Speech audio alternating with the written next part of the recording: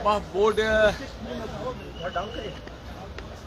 के विषय में जो भी सरकार की सोच है और उसमें संशोधन का जो प्रावधान लाने की बात है, विपक्ष को उसके तथ्यों पे जाना चाहिए कि किस प्रकार से वक्फ बोर्ड की संपत्तियों का उपयोग उसी अल्पसंख्यक समाज के महिलाओं के लिए और बच्चों के लिए और उनके गरीबों के लिए हो।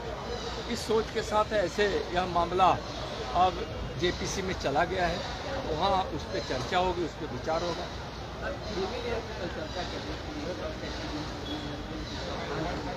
नहीं रहेगा। बिल्कुल मोदी सरकार ने स्पष्ट किया है और माननीय प्रधानमंत्री जी का भी स्पष्ट विचार आया है कि बाबा साहब भीमराव अंबेडकर जी के संविधान में जो एससी और एसटी के आरक्षण का जो प्रावधान है उसमें क्रीमी लेयर नहीं है, इसलिए एससी एसटी के आरक्षण में क्रीमी लेयर नहीं रहे। बांग्लादेश में नई सरकार का गठन हुआ है, प्रधानमंत्री ने ट्वीट कर कहा है कि वहाँ के हिंदू और अल्पसंख्यकों की सुरक्षा सुनिश्चित की जाए, लेकिन कांग्रेस की तरफ से ट्वीट तो किया गया, बधाई तो दी गई, लेकिन सुरक्षा की बात नहीं कही गई। देखिए, कांग्रेस की अलग सोच है, वह तुष्टीकरण की राजनीति करते हैं और उनके हर बात और हर सोच के तहत अपनी सत्ता की सोच ज़्यादा होती है। माननीय प्रधानमंत्री जी और उनके नेतृत्व वाली केंद्र की सरकार बांग्लादेश की स्थिति पर लगातार नज़र बनाए हुए हैं और वहाँ हिंदू सुरक्षित रहे, जो भी भारतीय वहाँ हैं सुरक्षित रहे, इसके लिए बड़े अधिकारी भारत सरकार के लगातार वहाँ के संपर्क में हैं और माननीय गृह मंत्री जी ने वहाँ एडीजी बीएसएफ के अध्यक्षता में एक उच्च स्तरीय कमेटी भी बना दिए हैं।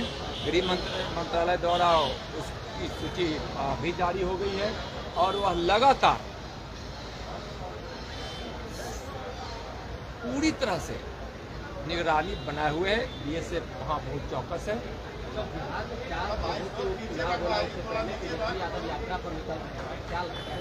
और वहाँ स्पष्ट रूप से बांग्लादेश में जो हिंदू वहाँ सुरक्षित रहे, इसके लिए सरकार चिंतित भी है और उचित कदम भी उठा रही है और लगातार बांग्लादेश से संपर्क में भी है।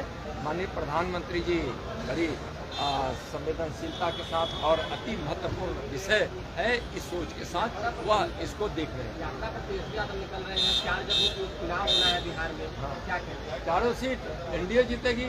उनकी यात्रा तो समाप्त हो गई, राजनीति की यात्रा। वो तो अपने उस उप मुख्यमंत्री के काल में 6 विभाग रखकर लूटने का काम किए देखेंगे, इसलिए वह नहीं है। आप इसलिए उनकी यात्रा करने से कोई फर्क नहीं है। एनडीए में विश्वास है। माननीय नरेंद्र मोदी जी की विकास की गंगा देश के साथ साथ जो बिहार में बह रही है और एनडीए का नेतृत्व जो हमारे मुख्यमंत्री जी कर रहे हैं, माननीय नीतीश कुमार जी, सब नीतीश कुमार जी की विकास योजनाओं से और माननीय प्रधानमंत्री की विकास योजनाओं से लाभान्वित हो रहे हैं। लोगों को विकास चाहिए, लोगों को अपने बच्चों का भविष्य सुरक्षित चाहिए। बिहार के लोग अब यह सोच रहे हैं बिहार में जात पात की राजनीति नहीं, विकास की राजनीति हो।